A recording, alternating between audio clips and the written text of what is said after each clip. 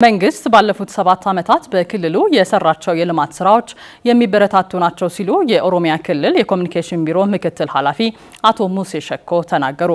ክልሉ ከሌሎች ክልሎች ጋር በመተባበር ለሀገረ መንግስት ግንባታ የበኩሉን ሚና ተወጥቷልም ብለዋል። አየለ መስፍን ተጨማሪ ያለው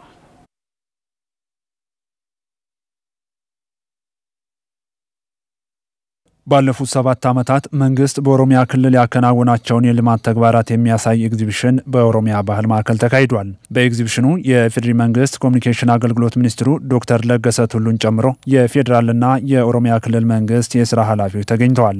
የኦሮሚያ ክልል ኮሙኒኬሽን ቢሮ ምክትል ኃላፊ አቶ ሙሴ ሼኮ ለውጡ ለሀገር በርካታ ፋይዳዎች ይዞ መጥቷል ብለዋል። የኢኮኖሚ ስብራት፣ የፖለቲካ ስብራት፣ ሁለቱ ስብራቶች አገሪቷን ለመናድ ጫፍ ደርሶ በነበረበትና በተለይ የፖለቲካ ስብራቶች ላይ የነበሩ የተሳሳተ ትርክት ነጠላ ትርክትን ሀገሪቷን ትርምስ ውስጥ ለረጅም ጊዜ አስገብቶ የነበረውን ሁኔታ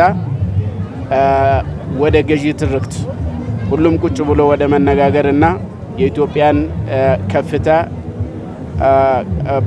ወደ ነበረበት መመለስና የነበሩትን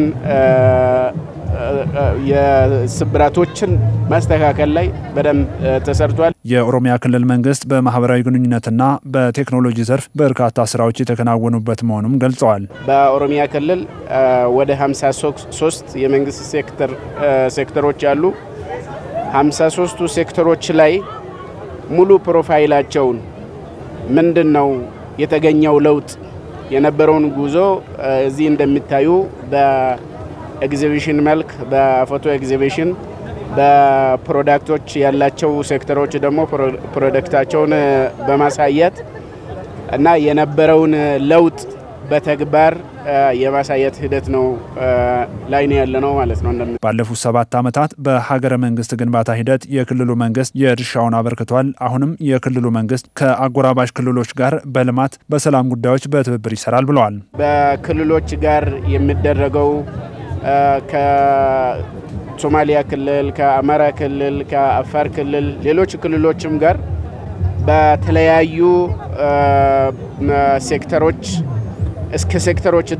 እስከ ሴክተራት ደረጃ በትምህርት በማህበራዊ ጉዳይ እና በጸጥታ ጉዳዮች ላይ ምክክር በማድረግ በመነጋገር ብዙ የተሰሩ ስራዎች አሉ።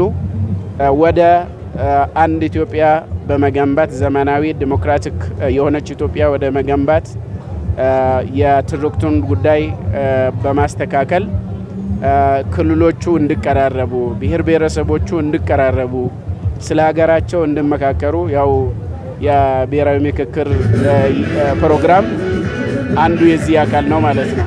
የተገኙ የልማት ስራዎችን መጠበቅና በባለቤትነት በጋራ መስራት ይኖርብናል ሲሉ ገልጸዋል።